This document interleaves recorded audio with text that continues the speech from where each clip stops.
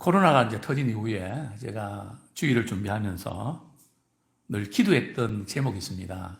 이게 뭔가 하면 하나님 설교하다가 울지 않게 해주십시오. 그런 기도를 이렇게 드렸는데 참 응답해 주셨습니다. 예. 저는 오늘 본문을 중심으로 이 끝까지 견디는 자라는 제목으로 함께 은혜를 나누길 원합니다. 제가 어떤 기고문을 보니까 이런 글이 소개되어 있더라고요. 그 제목이 이전에는 잘 버티고 참았는데 지금은 왜 그렇게 못 참을까? 이전에는 잘 버티고 참았는데 지금은 왜 그렇게 못 참을까? 저의 이야기를 하는 것 같았습니다. 소개해드리면 이런 내용입니다. 1970년도에서 1990년대는 대한민국 사람들에게 있어서 먹고 사는 것이 가장 중요했던 의지형 시대라고 합니다. 아침에 눈만 뜨면 동네 스피커에서 이런 노래가 흘러나왔습니다. 잘 살아보세, 잘 살아보세. 어린 마음에 참 잘 살아보세 이게 귀에 박혔던 것 같습니다. 그 구호 우리에게 참 필요한 구호였습니다. 그리고 그 시대는 카리스마가 강력한 그 의지형 리더가 먹혔던 시대입니다. 1990년부터 2010년대는 사고형 시대입니다. 이 시대는 먹고 살기보다 안전을 중요시하고 미래를 대비하는 혁신형 리더가 필요한 시대였습니다. 이제는 조금 경제적으로 안정되고 또 살만하기 때문에 어떻게 하면 이제 미래를 준비하고 보다 안정된 삶을 또 살 수 있을까 하는 거기에 고민을 많이 했죠. 그리고 2010년대부터 2030년대는 어떤 시대일까요? 광고에 보면 그런 단어가 많이 이렇게 사용됩니다. 감성의 시대입니다. 때문에 감정을 상하게 하는 어떤 사람의 말이라든지 상황에 대해서 더 이상 참지를 못합니다. 이 시대에 필요한 리더는 타인의 감성에 대해서 공감하는 탁월한 능력을 가진 지도자를 요구합니다. 얼마나 참 공감할 수 있는가. 생각하는 것보다는 그 느낌. 그래서 우리가 어떤 프레임에 넘어가기 쉬운. 그래서 그저 내 생각, 내 감정에 좋으면 그냥 해버리는 이런 시대를 우리가 살고 있습니다. 오늘 본문에도 보면 이 마지막 시대가 참 참기 어려운 시대다. 견디기 어려운 시대다. 이렇게 말씀하고 있는데요. 마가복음 13장 13절 제가 다시 읽어드립니다. 너희가 내 이름으로 말미암아 모든 사람에게 미움을 받을 것이나 미움이라는 그 감정 끝까지 견디는 자는 구원을 받으리라. 참 미움 받을 때에 마음 상했을 때에 그것을 어떻게 견뎌내느냐, 때려치느냐, 포기하느냐, 그래도 꾹 참고 직장을 다니느냐, 또 꾹 참고 같이 사느냐, 꾹 참고 그냥 믿음 생활 계속 하느냐, 이걸 잘 견디지 못하는 시대라는 말이죠. 저는 오늘 설교를 통해서 두 가지를 가지고 도전하고 싶습니다. 첫 번째는 왜 교회가 예수의 이름 때문에 미움을 받는지 아십니까? 왜 신자가 또 교회가 예수의 이름 때문에 왜 미움을 받을까요? 자, 먼저 이 말씀을 드리기 전에 이 미움을 받는다는 의미를 우리가 바로 이해를 하셔야 됩니다. 왜냐하면 예수님께서 마태복음 5장에서 이렇게 말씀하셨습니다. 너희는 세상의 빛이다. 마태복음 5장 16절에 보면 이같이 너희 빛이 사람 앞에 비치게 하여 그들로 착한 행실을 보고 하늘에 계신 너희 아버지께 영광을 돌리게 하라. 즉 우리의 착한 행실을 보고 불신자들이 하나님께 영광을 돌리게 해라. 또 사도행전에 보면 초대교회가 부흥한 비결은 불신자들로부터도 뭘 받았다고요? 칭찬을 받았습니다. 야, 예수 믿는 사람들, 또 그 가정, 또 직장 보니까 참 괜찮네. 뭔가 달라. 세상에서 볼 수 없는 뭔가 있는 것 같아. 그렇게 해서 하나님께 영광을 돌려드리게 해라. 우리는 당연히 세상에서 칭찬도 받아야 됩니다. 괜히 말이죠. 성경에 너희는 세상에서 미움을 받아야 된다 그러니까 미울 짓을 골라 하는, 비난받을 짓을 골라 하는, 그건 아니죠.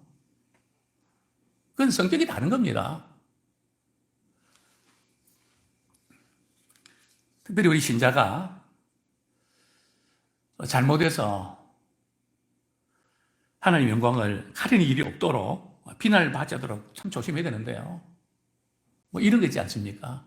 예수 믿는 사람들은 자기밖에 몰라. 상식이 안 통해. 그냥 자기 주장으로 상대방을 참 피곤하게 하고 힘들게 해. 저는 예수 믿으면서 그 이야기를 들을 때에 정말 싫었습니다. 신앙을 차지하고라도 예수 믿는 사람들에게 가까이 다가가면 매력적인 사람이 될 수 없을까? 왜 조금 혐오감을 주고, 왜 조금 기피하고 싶은 그런 인상을 줄까? 그 이유가 뭘까? 아마 이런 거 아닐까요? 뭐 직장에서도 좀 이해하고 넘어가야 되는데 그냥 따지고, 그래서 자기 이익을 챙기는, 물론 그 따진다는 것 자체가 잘못된 것은 아닙니다. 근데 가만히 알고 보면 그때 자기 욕심과 자기 이익을 위해서 양보할 줄 모르고 뭐 그런 모습? 말만 뻔질이게 하고 행동은 그렇지 않는 모습? 상대방이 어떤 생각하는지에 대해서는 이야기 안 하고 막 쏟아내는 일방통행식 그런 대화? 뭐 여러 가지 이런 모습 때문에 저는 우리 예수 믿는 사람들이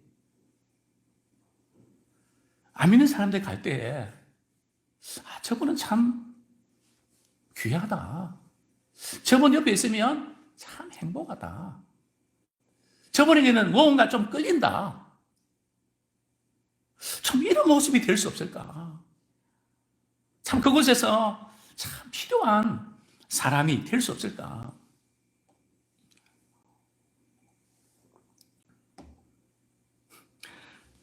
지난주에 우리 예준이가 좀 뭐 섭섭한 일이 있어갖고 울고 있었습니다. 그래서 제가 위로하고 너 좀 뭐가 필요한 게 없을까? 그게 뭐가 있는 것 같아요. 그래서 제가 주문해주고 그 다음날 제가 집에 오니까 이렇게 카드에 이런 글을 썼더라고요. 할아버지 할머니가 이 카드를 빨리 보셨으면 좋겠어요.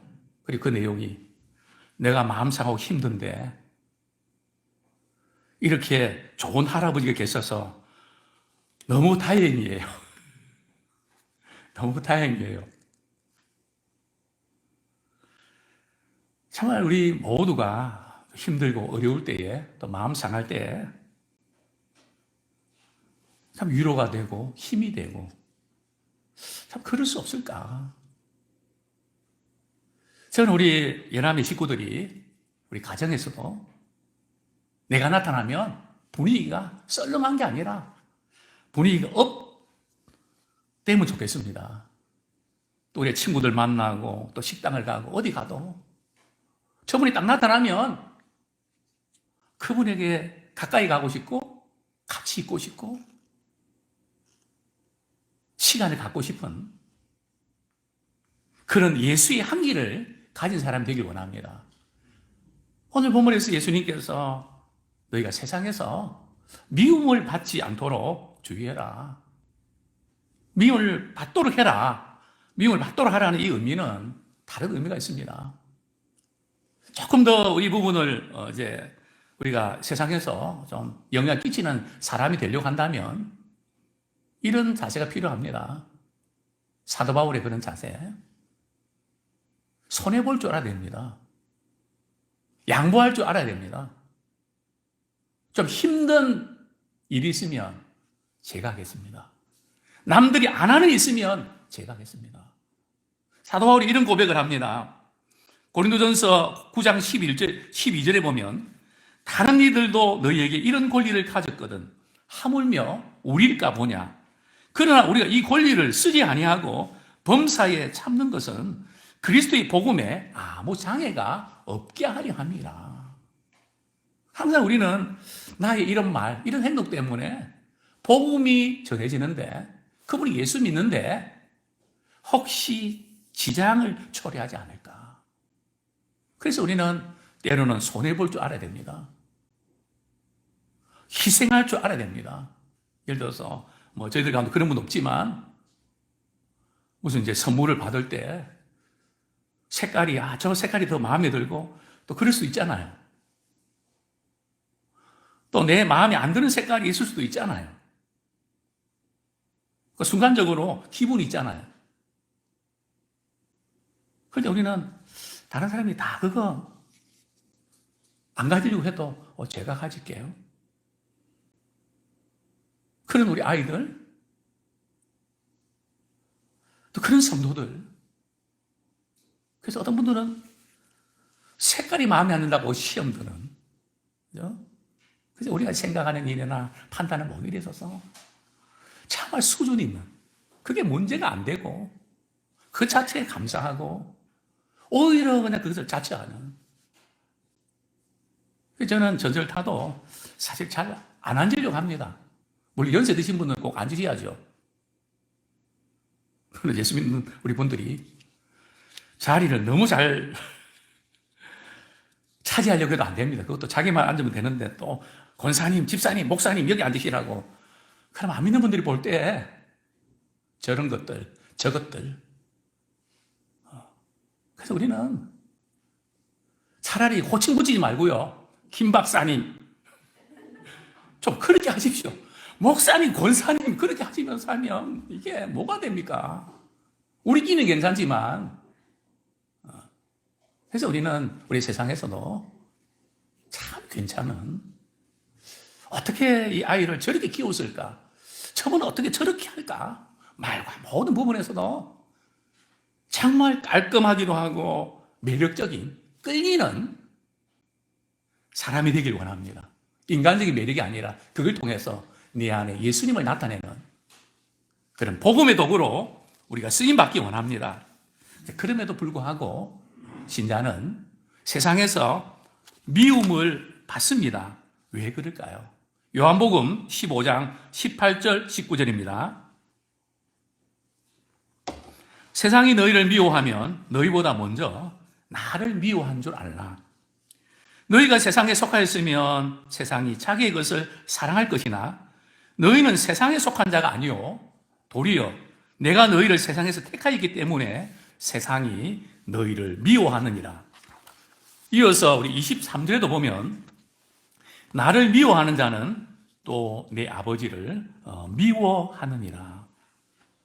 우리 예수님은 유대 땅 베들레헴에 유대 땅에 오셨을 때 사랑을 받으셨을까요? 미움을 받으셨을까요? 어떻습니까? 어떤 경우는 사랑을 많이 받았습니다. 가난한 자, 병든 자, 귀신 들린 자, 혼자 힘으로 살아내기 힘든 사람들, 그 누구도 가까이 하지 않았던 사람들, 그들은 참 예수님의 따뜻한 그 사랑에 끌렸습니다. 또 주님의 병 고쳐주시고 회복시켜 주신 때문에 가정이 회복되고 개인이 회복되고 정말 행복했습니다. 참 예수님에 대한 소문이 파다하게 퍼졌습니다. 그럼에도 불구하고 어떤 한 계층은 예수님을 잡아 죽이지 못해서 안달했습니다. 어떻게 하면 잡아 죽일까? 그들은 불신자가 아니고 당시에 종교적 지도자들이었습니다. 왜 그들이 예수님 미워했을까요? 사람들이 자꾸 예수님한테 몰려드니까. 자신의 경제적인 어떤 이득에 손해를 보니까.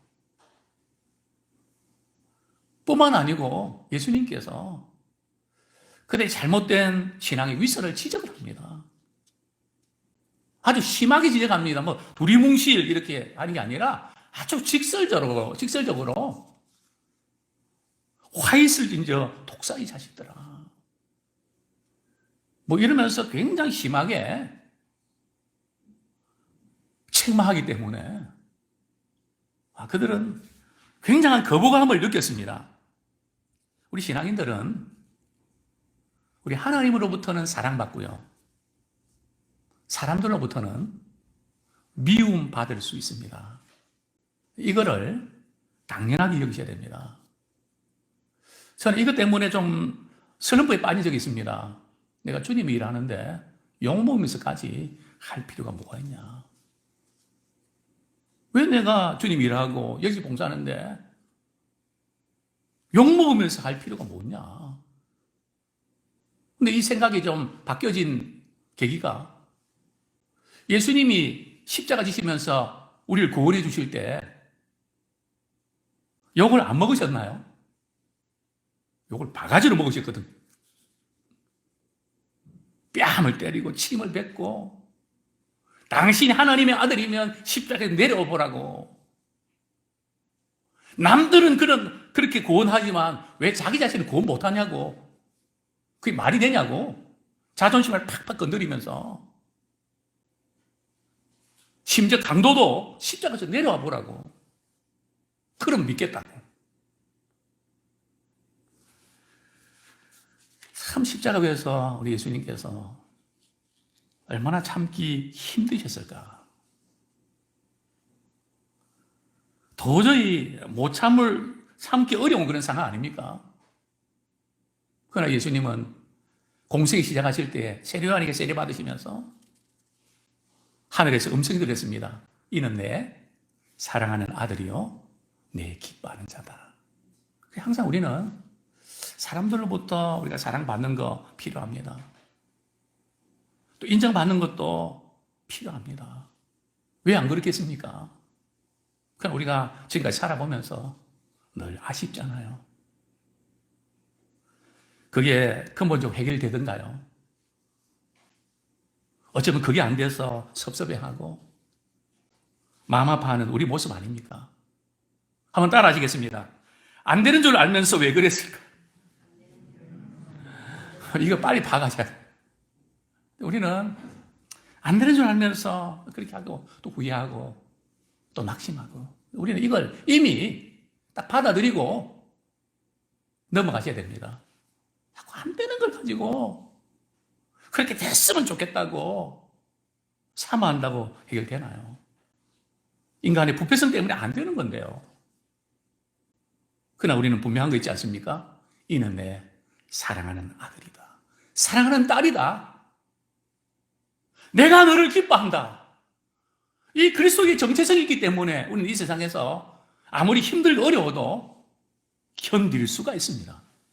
우리가 견딜 수 있는 비결은 뭐 내 기대에 도달하고 이래서가 아니고요.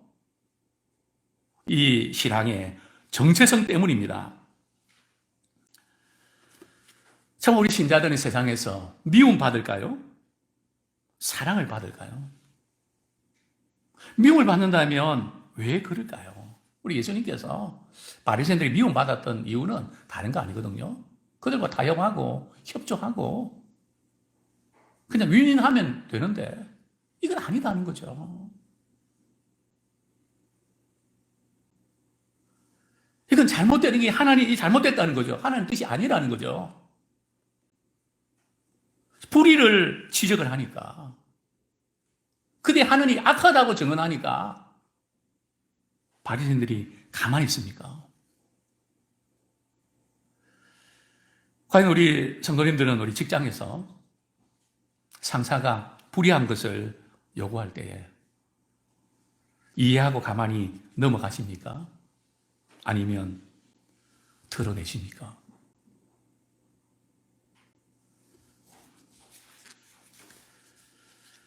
이번 원전 사고 날 때에 참 공무원 가운데 아무리 그 자료를 삭제라 그래도 삭제할 수 없습니다. 그렇게 했더라면 얼마나 좋았을까요? 그렇게 할 수 없는 이유들 충분히 이해합니다. 만약에 안 된다고 했을 때 어떤 경고와 조치를 받을까요? 그게 겁이 나서 그냥 넘어간 거 아닐까요?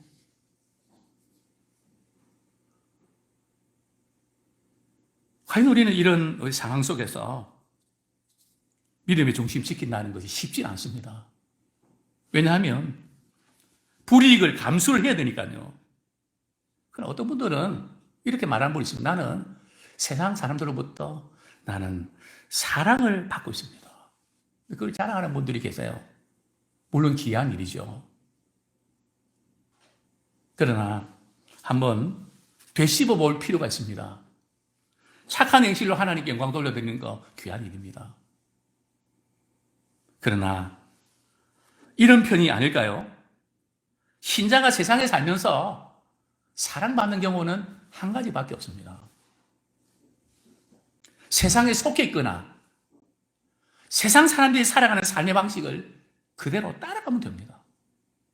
별로 세상 사람들과 다를 바가 없이 그렇게 관행대로 넘어가면 됩니다. 그동안 모든 사람들이 그렇게 해먹었고 나도 그렇게 해먹으면 됩니다. 그러나 내 안에 계신 주님께서 그건 안 되라고 말씀합니다. 그래서 우리 신앙인들은 갈등하게 됩니다. 그래서 아니라고 이야기할 때 그 상사로부터 지킵니다. 미움을 받게 되어 있습니다. 보통 때는 우리 신자가 미움 받을 일이 뭐가 있나요? 어떤 중요한 문제, 책임질 문제가 있을 때 그런 일이 발생하는 거 아닐까요? 예수님이 세상에 오셨을 때 미움을 받았던 이유는 예수님은 빛으로 오셨습니다. 바리새인들의 잘못된 신앙, 위선, 그 어두움을 비추니까. 빛이 어둠을 폭로하니까 못 견디는 겁니다. 그래서 예수님을 죽이려고 했던 거죠. 우리 주님 또 말씀하셨습니다. 너희는 세상의 빛이다. 빛이 되라고도 말씀하신 게 아니라 이미 빛이거든요. 말씀의 빛, 진리의 빛을 우리 가지고 살고 그것을 우리의 삶의 현장 속에서 그냥 그대로 나타냅니다. 그런데 우리가 바리케이트를 짓거나 커튼을 친 건 아닐까요? 그래서 빛이 나가지 못하도록. 빛 자체는 비치면 어두움이 물러가게 되어 있습니다. 사랑하는 성도님들이요. 우리는 다른 것보다 빛 대신 주님을 닮기 원합니다. 또 진리의 말씀을 말씀편에 서기 원합니다. 근데 그러다 보면 미움받습니다. 미국의 이 대선이 예사롭지 않습니다. 뭐 어떻게 됐는지 저도 계속 보고 있는데요. 근데 한 가지 부러운 것이 있습니다. 뭐가 부러운가 하면 그게 뭐 사실인지 뭐 어떻게 설명해야 될지 모르지만 곳곳에서 양심 선언하는 사람이 많다는 겁니다. 이런 일이 있었습니다. 저런 일이 있었습니다. 기자가 묻습니다. 어떻게 당신은 양심 선언할 수 있습니까? 이렇게 대답을 합니다. 저도 고민을 많이 했습니다. 제가 양심 선언하면 잘릴 수도 있습니다. 직장을 잃을 수도 있습니다. 가정의 생계에 위협을 느낄 수도 있습니다. 근데 왜 양심선을 했나요? 미국의 민주주의를 지키기 위해서. 저는 또 우리 자녀들이 바른 세상에 살기 위해서 저는 양심선을 합니다. 한국에 대해서는 문제 없나요? 저는 잘 모릅니다. 그러나 분석할 수 있습니다. 나름대로 다 느끼고 있습니다. 우리 크리스찬들이 공무원 가운데 있다면 양심선언 해야 됩니다. 저는 기도합니다. 하나님, 우리 그리스도인들 가운데 그리스도인들은 양심선언 할 수 있습니다. 왜냐하면 주님이 책임지시기 때문에. 우리는 이 세상에 사는 것이 전부가 아니기 때문에. 우리는 세상에 빛을 비춰드릴 사명을 갖고 있기 때문에 우리는 그렇게 할 수 있습니다. 저는 잘 모르지만 기도합니다. 하나님, 우리 대한민국이 잘못된 방향으로 가고 있는 것 같습니다. 저는 정치나 이런 부분 잘 모릅니다. 그러나 적어도 바르게 가고 있지는 않은 것 같습니다. 하나님, 어떻게 하면 좋습니까? 잘못된 방향으로 가고 있는 것. 하나님, 양심선언을 통해서 여기저기에서 바로잡아 주시옵소서. 바른 방향으로 가게 해 주십시오. 우리가 목회자든 또 직장인이든 사업하는 사람이든 공무원이든 위에서 지시를 한다 하더라도 우리는 불의로 진리를 막지 말고 진리로 불의를 막기 원합니다. 아무리 위에서 지시해도 그게 아니면 아니죠. 그런데 이런 역할을 하는 분들이 있겠죠. 그러나 너무나 아쉬운 이런 시대에 그렇게 역할을 하면 미움받잖아요. 미움들 바뀌잖아요. 그게 두렵잖아요. 이제 우리는 잘못해서 비난받지 말고 진리 편에 서기 때문에 미움을 받는 우리 신자가 되기를 소원합니다. 그것 때문에 미움받을 때 낙심이 되고 걱정된 건 사실이지만은 끝까지 견디기 원합니다. 마가복음 13장 13절은 이렇게 말씀합니다. 또 너희가 내 이름으로 말미암아 모든 사람에게 미움을 받을 것이나 끝까지 견디는 자는 구원을 받으리라. 저는 두 번째로 도전해드리고 싶습니다. 왜 예수님께서 끝까지 견디는 자가 구원을 받으리라고 말씀하셨을까요? 예수님을 믿으면 구원 받는다고 알고 있는데 왜 끝까지 견디는 자가 구원을 받는다고 하셨을까요? 이것은 우리가 신앙생활 하다가 중간에 많이 낙심돼서 떨어진다는 거죠.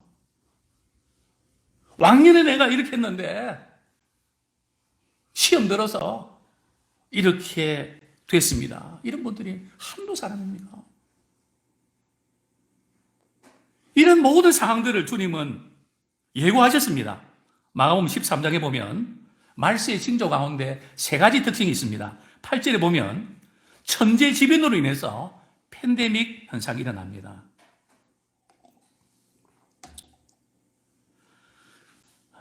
여러 질병과 기근과 지진과 여러 가지 이게 지금 팬데믹 현상으로 제가 수년 전에 아마 그런 말씀 드리겠습니다. 한국도 아마 지진 유해는 아닌 것 같습니다. 제가 무슨 지질학을 압니까? 모릅니다. 그러나 성경적으로 보면 도처에 지진이 일어날 것을 예고하고 있으니까요. 우리나라도 예외는 아닐 겁니다. 저는 지금도 고층 아파트 이렇게 들어선 거 보면 저거 지진 대비해서 설계했나? 만약 지진이 일어나면 저거 완전히 저거 무너질 텐데 걱정이 많이 듭니다. 두 번째, 12절에 보면 신앙 때문에 가족 관계가 위기를 겪게 됩니다. 신앙 때문에요.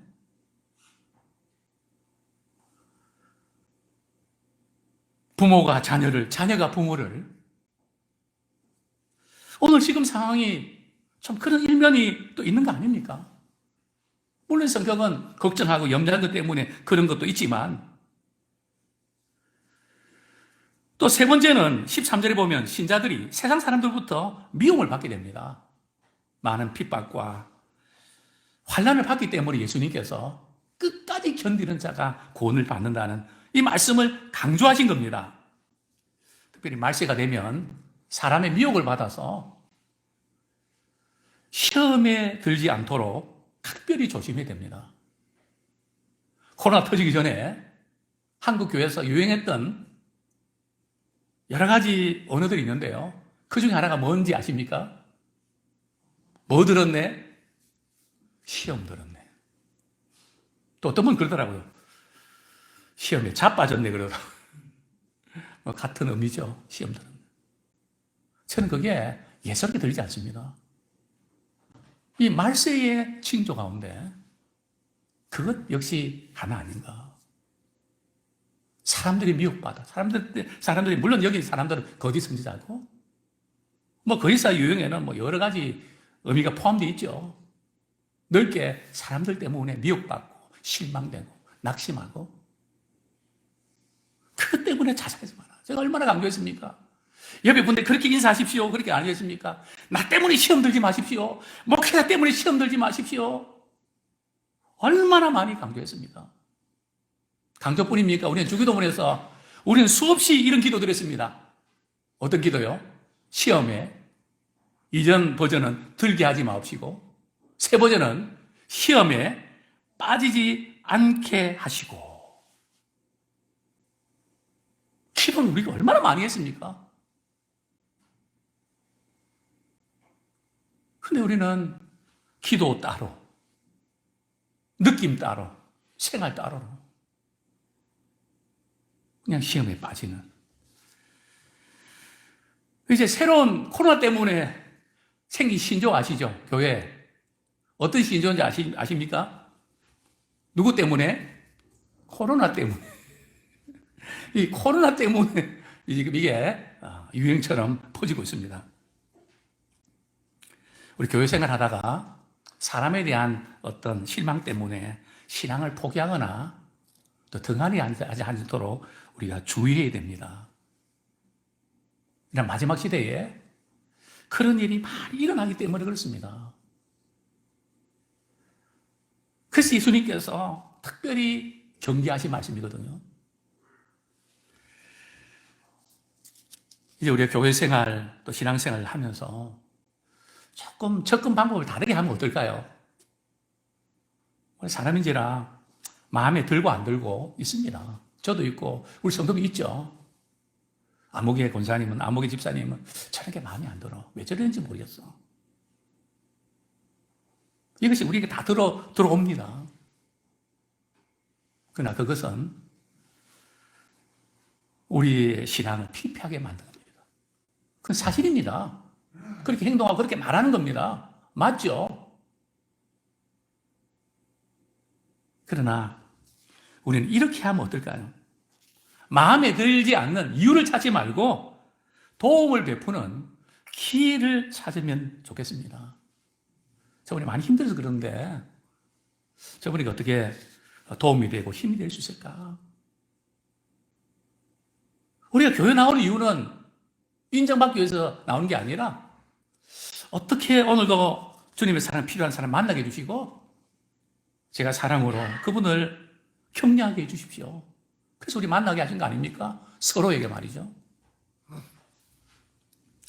또 우리가 서운한 마음을 쌓아가지 말고 우리가 나이가 들면요 서운한 마음도 줄어드나요? 많아지나요? 많아질 수도 있거든요. 서운한 마음이 많이 쌓여서 나중에 오는 병이 뭔지 아십니까? 치매입니다. 물론 의학적으로 이거 아닙니다. 의학적으로 그런 거 아닙니다. 이거 뭐 이렇게 우리 목사님이 그렇게 이야기했다고 이거 의학적으로는 근거 없는 이야기입니다. 왜 제가 그렇게 표현했는가 하면 치매 걸린 분들이 이야기가 말씀하시는 부분이 좋은 이야기인가요? 듣기 힘든 이야기인가요? 힘든 이야기 아닙니까? 밥도 안 해줬다고. 그러니까 안 해준 거, 섭섭한 거, 그게 치매를 통해서 막 계속 반복되지 않습니까? 한 번도 아니고. 근데 저는 목회하면서 좋은 치매도 제가 봤습니다. 저는 한 번 딱 봤거든요. 두 분 봤습니다, 두 분. 그분은 그동안 살아오시면서 참 기뻤던, 고마웠던 거, 그거를 계속 말씀하시는 거예요. 근데 그건 듣기 싫지가 않더라고요. 이야, 좋은 치매도 있구나. 받은 은혜 감사하고. 우리가 이런 치매 걸리길 원합니다. 너무 고마웠다고, 너무 감사했다고, 너무 감동이었다고. 물론 우리가 치매는 걸리지 말아야 되겠지만, 정말 우리는 어떻게 살아가야 될까? 서운한 마음 쌓아가지 말고, 사랑하고, 감사하는 이유를 우리 감사 노트에 많이 쓰시면서 살아내기를 소원합니다. 또한 우리가 마음 상할 때 끝까지 견딘다는 것은요, 그냥 참는, 수동적으로 참아내는 그런 게 아니고요. 마음이 상하더라도 내게 주신 사명, 나를 통해서 주님께서 하고 싶어 하신 그 일들을 포기하지 말고 끝까지 해내기를 소원합니다. 이게 중요합니다. 대부분의 사람들이 힘들면 놓아버리거든요. 그러나 욥은 아닙니다. 나는 일평생의 나의 순전함을 놓지 않으리라. 정말 이 믿음의 중심을 우리가 갖기 원합니다. 우리 에스겔서 33장 12절 13절. 목사님, 저는 지금까지 기도도 많이 하고요, 구제도 많이 하고요, 할 만큼 했거든요. 이제 좀 쉬고 싶습니다 하는 분에게 주님은 이렇게 말씀하십니다. 33장 12절 13절 같이 읽겠습니다. 시작. 인자야, 너는 내 민족에게 이르기를 의인이 범죄하는 날에는 그 공의가 구원받지 못할 것이요, 33장 12절 13절입니다. 악인이 돌이켜 그 악에서 떠나는 날에는 그 악이 그를 엎드려뜨리지 못할 것인즉 의인이 범죄하는 날에는 그 의로 말미암아 살지 못하리라. 그러니까 이런 내용입니다. 악인은 내가 지금까지 잘못되게 살아왔기 때문에 이제 내 인생 끝났다 그러지 말고 지금이라도 회개하고 돌이키면 우리 하나님께서 구원해 주겠다는 약속입니다.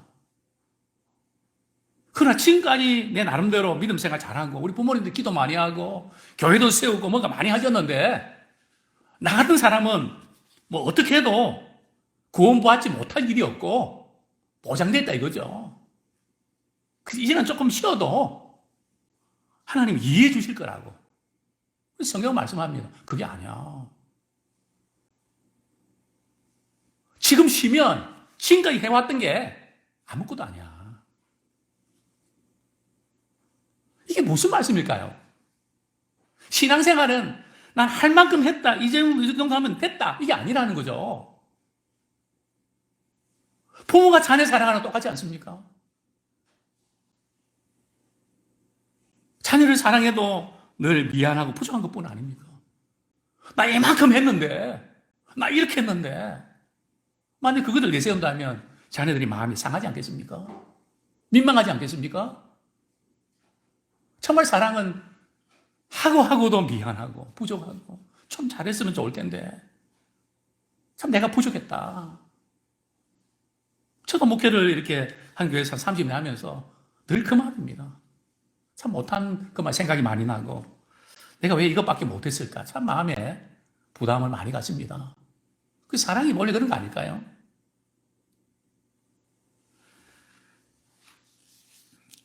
그래서 우리는 주님 앞에 서는 그날까지 끝까지 잘하기 원합니다. 좀 우리가 나이가 들고 몸이 조금 불편해도요, 포기하지 마십시오. 신앙생활은 은퇴가 없습니다. 직장은 은퇴가 있어도 신앙생활은 은퇴가 없습니다. 사명을 끝까지 감당하기 원합니다. 숨이 끊어질 때까지 내가 걸을 수 있고 내가 생각할 수 있고 나를 필요한 사람이 있다면 끝까지 우리가 사명 감당하는 우리가 되기를 소원합니다.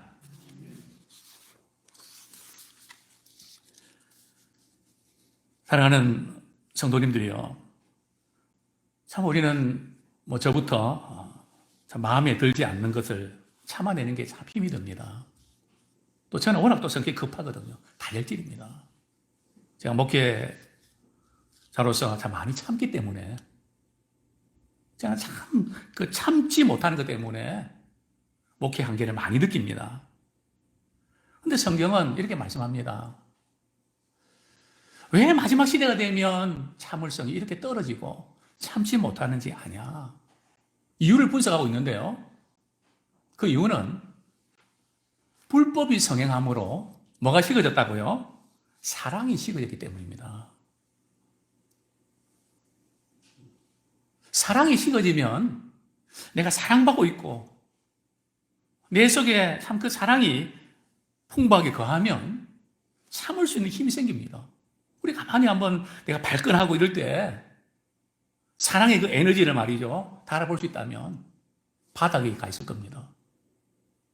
왜 그러냐고요? 고린도전서 13장에 보면 이런 말씀이 나오죠.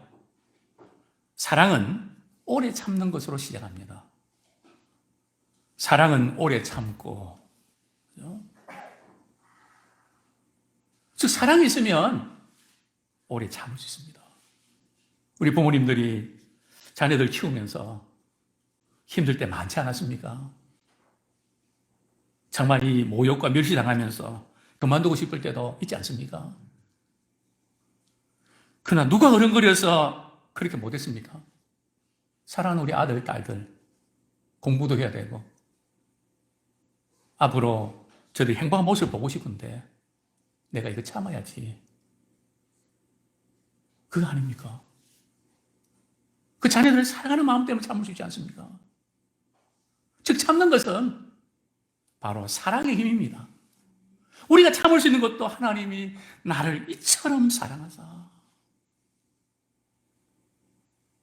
그 하나님의 사랑이 우리를 강건하실 때에 우리는 좀 잘 참기도 하고 그게 좀 약화될 때에 잘 참지 못하는 이거 아닐까요?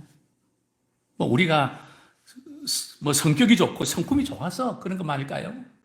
정도의 차이가 있겠지만 사랑의 힘인 줄 압니다. 사랑은 모든 것을 참으며 모든 것을 믿고 모든 것을 바라며 모든 것을 견디느니라. 참 이 사랑에 충전이 될 때에 우리는 모든 것을 참을 수 있는 힘이 생깁니다.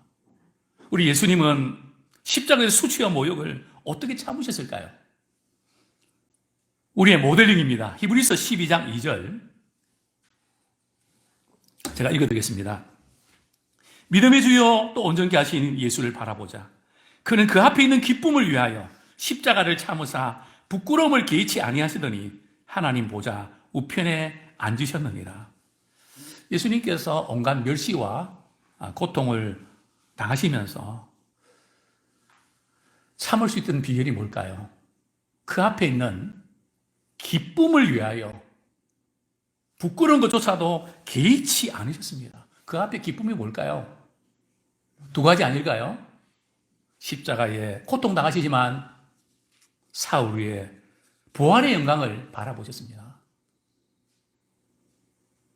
그 때문에 수치와 멸시와 이 조롱 가운데도 참을 수 있는 힘이 있었던 거죠. 또 두 번째는 뭘까요? 십자가에 못 박히신 예수님을 믿고 구원받은 많은 성도들이 하나님을 찬양하며 영광을 돌려드리며 살아나는 모습들을 바라보면서 주님은 기뻐하셨습니다. 우리 또한 십자가에 주님께서 그 앞에 있는 기쁨을 바라보면서 부끄러움을 개의치 않으셨던 것처럼 우리 또한 그런 놀라운 은혜가 있기를 소원합니다. 또 예수님께서 정말 십자가 위에서 끝까지 견디셨던 또 다른 이유가 있습니다. 히브리서 12장 3절. 히브리서 12장 3절. 우리 같이 한번 읽겠습니다. 시작. 너희가 피곤하여 낙심하지 않기 위하여 죄인들이 이같이 자기에게 거역한 일을 참으신 일을 생각하라. 참 예수님은 아무 죄가 없으셨는데 거역하고 대항하고 멸시하고 그 모든 것을 참으신 이유가 뭐 때문일까요? 뭐 때문이라고요? 너희가 피곤하면 낙심치 않기 위해서. 우리가 주님 때문에 한 영혼 때문에 끝까지 참고 견디는 거 쉽지 않죠.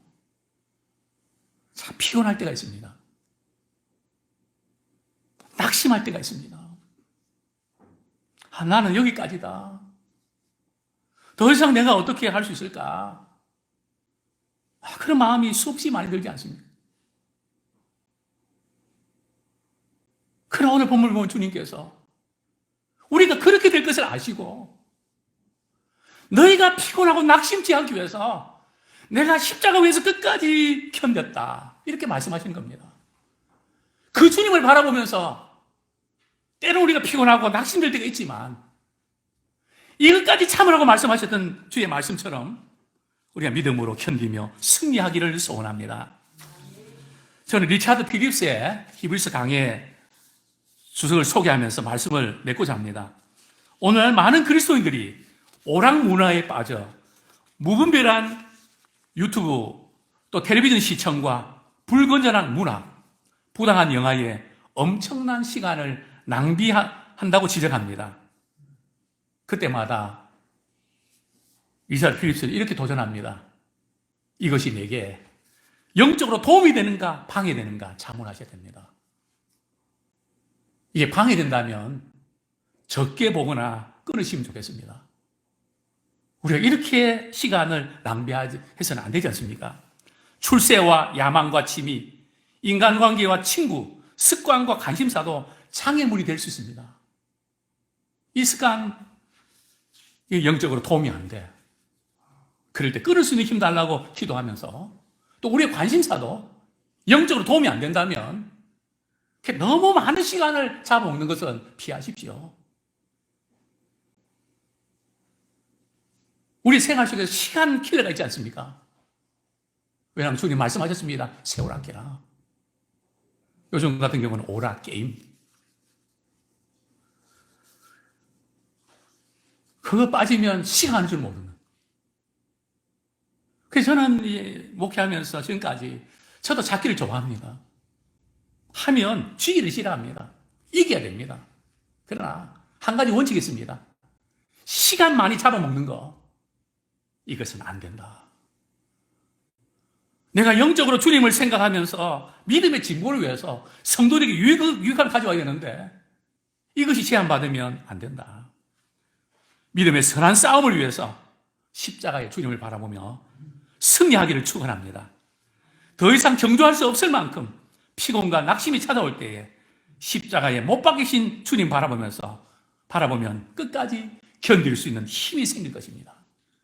이 시간 우리 말씀 붙잡고 기도하겠습니다. 끝까지 견디는 자 되게 해주십시오. 그냥 억지로 견디는 게 아니고요.